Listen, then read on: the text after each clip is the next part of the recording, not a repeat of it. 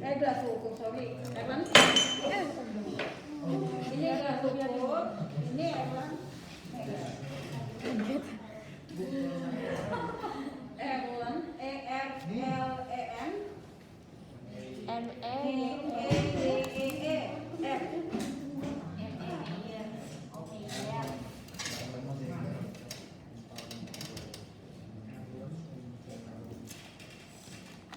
Ya, oke. Kemudian ini pipet. Pipet. Ya. Kemudian ini apa? Kertas lakmus. Ini? Oh, bedanya ini sama ini. Itu PH, pen. Ya.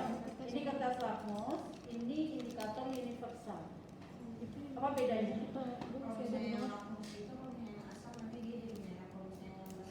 Iya. Oke, ya. Kalau ini kita hanya bisa menentukan dia sifatnya asam atau basa, tanpa kita tahu pH-nya. Tapi kalau dengan ini kita udah langsung tahu pH-nya.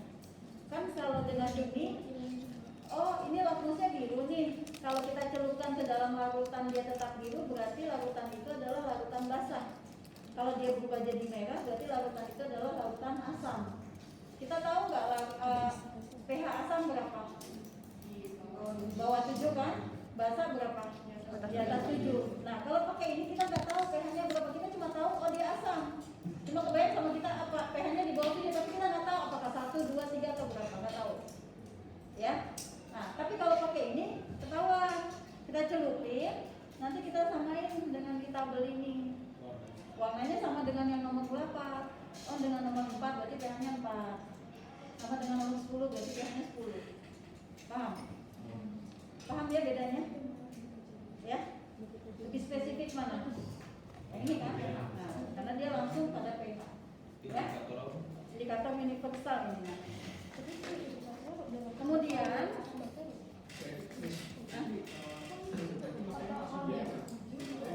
dua-duanya dipakai.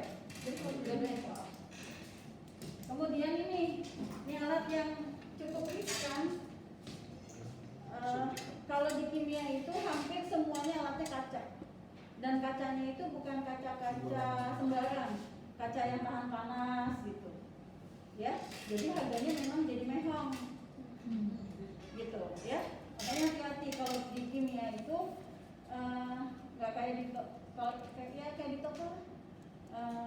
Memecahkan berarti membeli. Kalau ini memecahkan berarti mengganti. Gitu ya. Nah, ini namanya buret, bukan biuret ya, beda. Kalau buret itu alat, kalau biuret itu reagen, bahan. Ini namanya buret. Buret. Ini lengkap dengan kerannya. Ya. Ini hati-hati, ini gampang banget, patah jatuh aja pasti patah. Kalau ini ya, dan kalau ini udah patah, kalian nggak bisa beli ininya doang, harus satu set, ya. Jadi hati-hati mengerjakannya. Ini kerannya, keran kayak keran, ya. Oke, itu alat ya.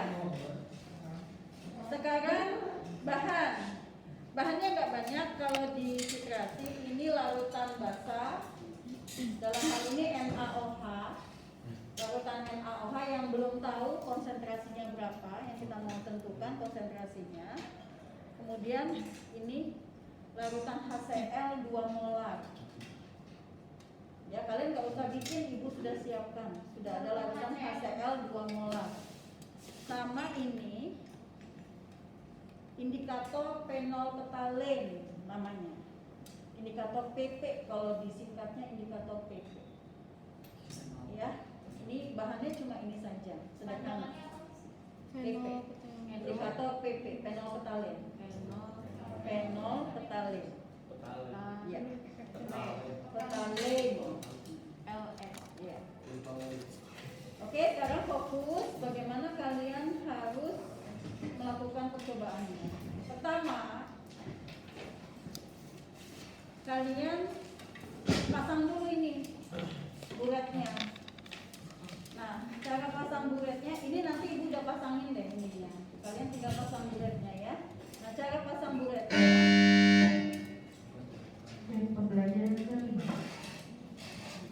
kalian masukkan buret ini ke sini nih, dipeluk nih, ini ada tangan kan di sini, peluk ya. Caranya diputar nih supaya dia makin keikat. Tapi kalau langsung begini, kadang suka kendor, kemudian jatuh lepas gitu ya. Nah kalau lepas sudah pasti ini ujungnya pasti patah karena dia tegak lurus ya. Supaya menghindari jatuh lepas itu dililit sama tisu ya supaya dia terpegang dengan baik dan menghindari goresan ya. Nah ini kita masukkan, kemudian kita grupnya dikencengin. Enggak, yang penting nyamannya kita karena tinggi kalian kan beda-beda ya, nyamannya kalian. Nah ini dikencengin sampai dia beneran kepegang gitu, jangan sampai kendor. Muternya ke luar, muternya ke arah sana. Ya ke sana deh pokoknya ya. Nah gitu ya, nah ini dalam satu dalam.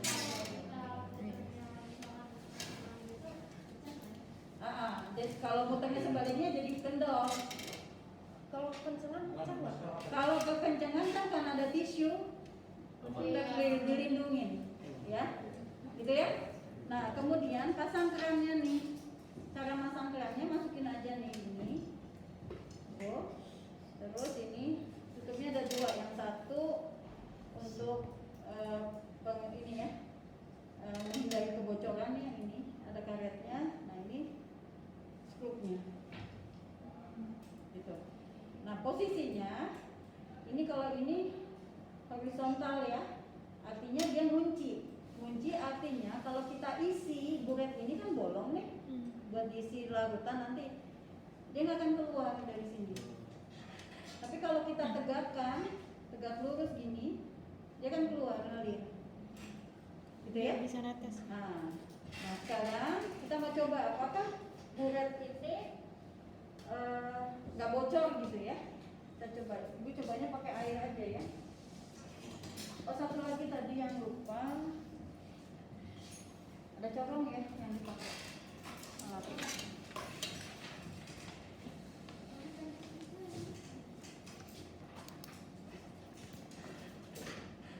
Ngetesnya dia bocor apa enggak, coba aja isi pakai air ya, dengan kondisi ini terkunci.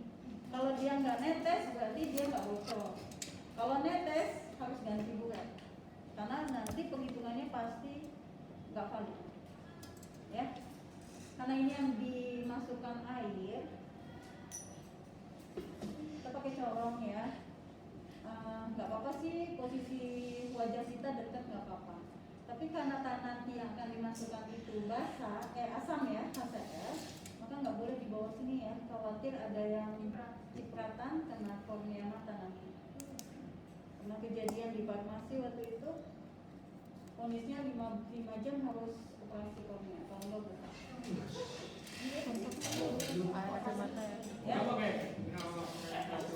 Ya, harusnya kalau di laboratorium itu kan ada kacamata pengaman ya. Nah, harusnya pakai ini. Kita nggak pakai. Jadi kalian ini aja jaga jarak di sini ya.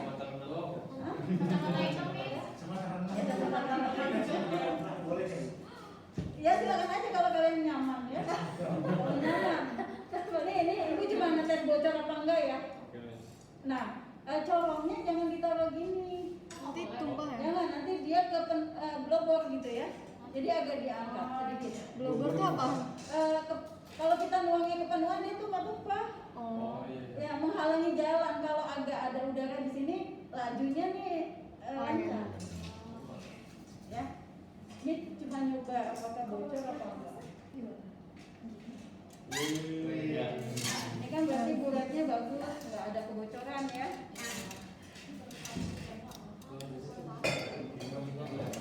Nah, cara keluarinnya, ini kan ini ngunci ya. Berarti kita isi nggak akan keluar. Cara ngeluarinnya tinggal kita tegak luruskan saja. Satisfying banget.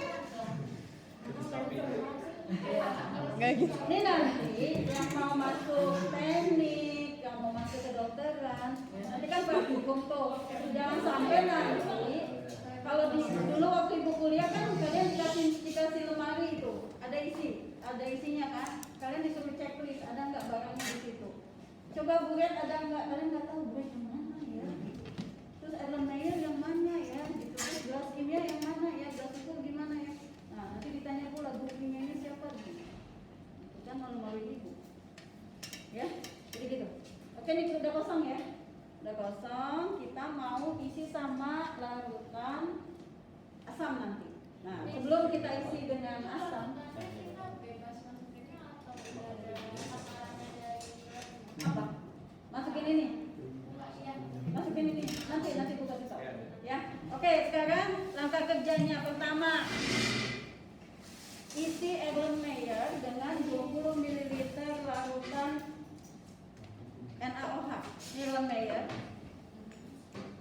Kita mau isi sama NaOH sebanyak 20 ml.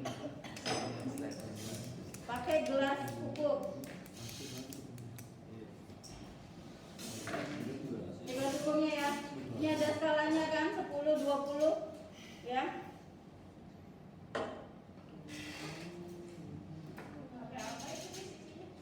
Ini NaOH. NaOH yang kita basah kan? OH ada OH berarti basah ya.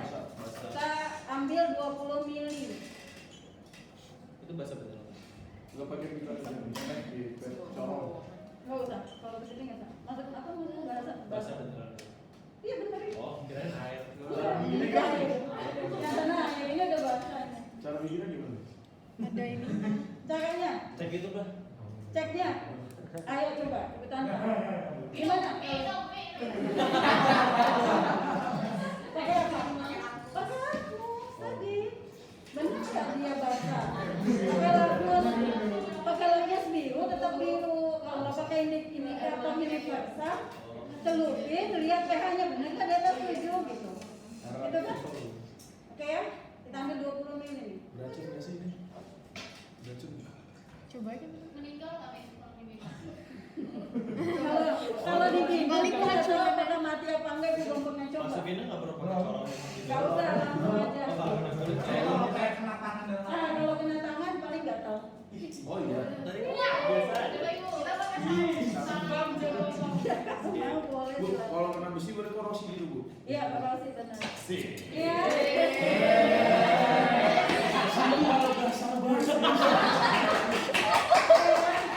Ini Erlenmeyer, ini NaOH yang kita belum tahu konsentrasinya yang kita mau tes.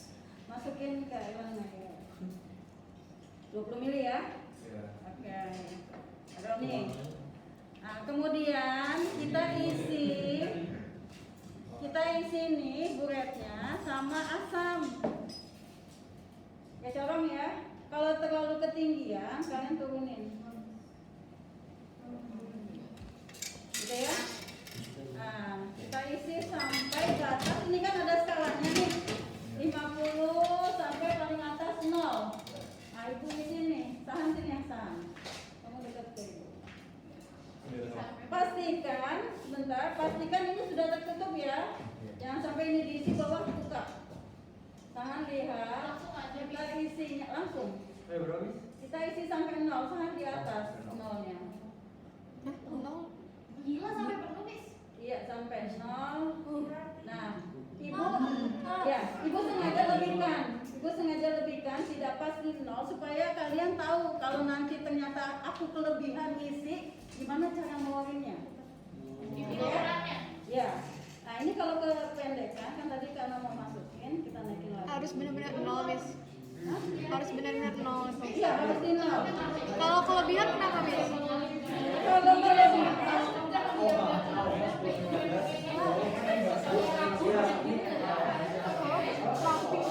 Kakak itu tadi yang dimasukin apa ada? HCl yang dimasukkan ke sini adalah HCl yang konsentrasinya 2 molar nih. Kalau kelebihan kenapa, Miss? Kalau kelebihan kan yang mau kita ukur volumenya, nanti nggak valid, ya. Ini kelebihan kan?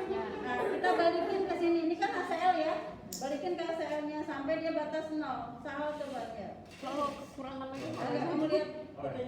sampai 0. Nih pasti netes-netes.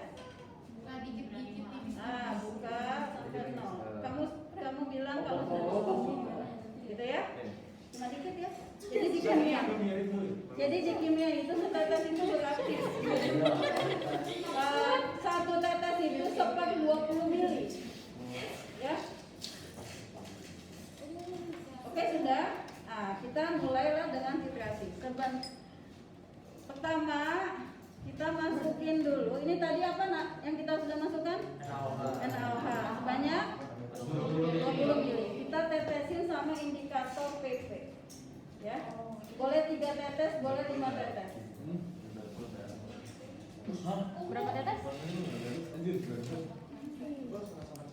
Berapa tetes nih? 5 boleh 3 boleh. Ya. Lihat ya ada perubahan warna ya. Jadi basah. Larutannya apa kan tadi? Basah. Kalau ditambah basah, kalau ditambah indikator PP warnanya jadi ungu. Ya. Nah sekarang kita mau titrasi. Prinsipnya titrasi adalah menyamakan mol asam dengan mol basa. Prinsipnya, ya, karena kita nggak tahu dia konsentrasi ini berapa, maka kita menyamakannya dengan cara metode titrasi. Kapan kita tahu bahwa mol basa ini sama dengan mol asam? Saat terjadi perubahan warna. Pada saat ini ditetesin, nanti ada satu titik di mana dia berubah warnanya. Nah, titik itulah yang disebut dengan titik ekivalen. Jadi apa yang dimaksud dengan titik ekivalen? Titik perubahan warna. Titik di mana mol asam sama dengan mol basa yang ditandai dengan adanya perubahan warna. Paham? Oke, kita titrasi ya. Nah, caranya mentitrasi, kalian tinggal masukkan mulutnya nih, mulutnya Erlenmeyer ke dalam sini. Kemudian dia digoyang. Caranya ngegoyang, kalian pegang lehernya, jangan pegang badannya. Ya, pegang aja lehernya sama 2 jari kalian. Ya. Nah, yang digoyang Erlenmeyernya bukan badan kalian yang digoyang. Ya, Erlenmeyernya digoyang. Kenapa harus digoyang? Untuk memastikan reaksinya sempurna. Ya, oke kita tetesin ya. Nah, ngebukanya jangan kayak orang nggak pakai perasaan gitu. Bukanya sedikit-sedikit gitu ya. Ini kan di 0. Nanti kita lihat perubahannya. Oh ya, angkat. Kita buka ya, kita titrasi ya. Nah, kalian lihat kan yang goyang Erlenmeyernya bukan badan ibu kan?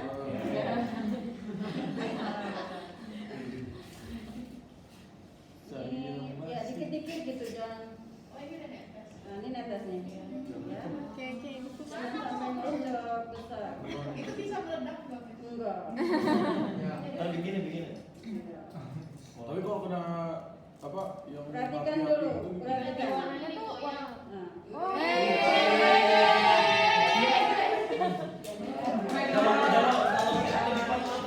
Jadi gitu. Jadi kalau kalian nggak perhatikan, nggak tadi 15. Iya berhasil, tapi tingkat keberhasilannya kan tadi ada tetesan, pas di tetesan itu pas terjadi perubahan warna. Nah itu yang harusnya langsung ditutup kerannya. Jadi kok kelebihan gimana? Kalau kelebihan ya berarti tidak teliti. Berarti ngasih hasilnya tuh gimana, Miss? Yang masih ada ungunya gitu. Jadi refleksnya harus cepat. Iya. Lihat sisanya bukan. Nah ya udah kan berhenti saat terjadi perubahan warna. Artinya apa nih? Sudah netral, ya kan? Karena mol asam sama dengan mol basa. Tapi coba dengar. Tapi mata kita punya keterbatasan ya visual ya. Jadi pada seharusnya di titik tetesan itulah langsung titik ekivalen, tapi biasanya kelebihan, ya kan? Yang kelebihan ini kan? Nah ini apa? Asam apa basa? Asam apa basa?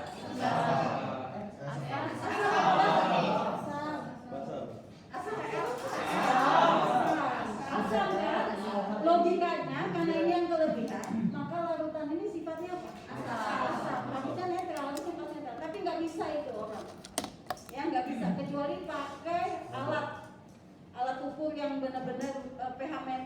digital gitu, ini kan enggak, ya kan?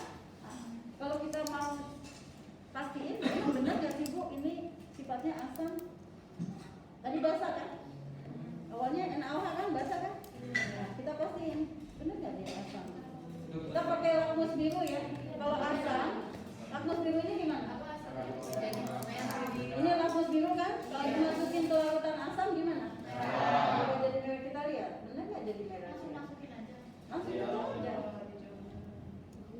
Kan habis gatal nggak? Benar ya? Jadi beneran dia asam. Kalau kalian mau pakai ini indikator universal, pakai. Nah, caranya menggunakan indikator universal, ini kan ada strip ya. Nah, stripnya semuanya harus tercelup. Jangan cuma bagian bawah doang, ya. Pastikan semuanya tercelup. Nah, dah. Tas itu Samain sama ini. Samanya dengan yang nomor berapa? Ya. Gitu ya? Oh, samanya dengan nomor 4. Berarti pH-nya 4. pH 4 itu atau obat? Ngasih aman diminum nggak bisa? Oh, enggak. Lu ngapain minum sih? Aku makanya pH-nya Oh iya, itu mah itu air. Oh, ini kan jelas asam sama basah. Nah, sekarang lihat, catat volume yang terpakai. Saham tulisan. Berapa saham? Tadi dari 0 kurangnya di mana? 4,6. 4,6. Berarti nih lihat di sini. Ini ya, kita pakai ini ya. pH MA sama dengan CD MB NB. Ini apa? HCl. Ini apa? MA. Volume asam tadi yang kalian lihat di sini. Berapa tadi? 4,6 mili. Molaritasnya yang di sini 2 molar. Kemudian Na-nya lihat H-nya ada berapa? 1, berarti kali 1. Sama dengan volume basah yang kita masukkan ke Erlenmeyer ini berapa tadi? 20. Masukin 20. Molaritasnya yang mau kita cari kan? NB-nya, OH-nya ada berapa? 1. Berarti dapatlah konsentrasi basahnya sama dengan 4,6 kali 2 per 20. Dapat 0,46 mol.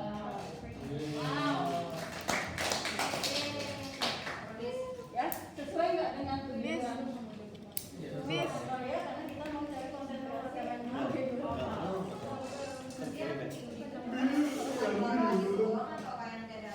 Itu doang. Tapi kalian harus melakukannya dua kali. Jadi kalian melakukan hal yang sama.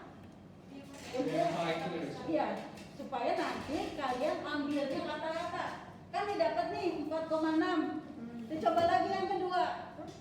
Ya, dicoba lagi yang kedua. Misalnya yang kedua dapatnya 4,8.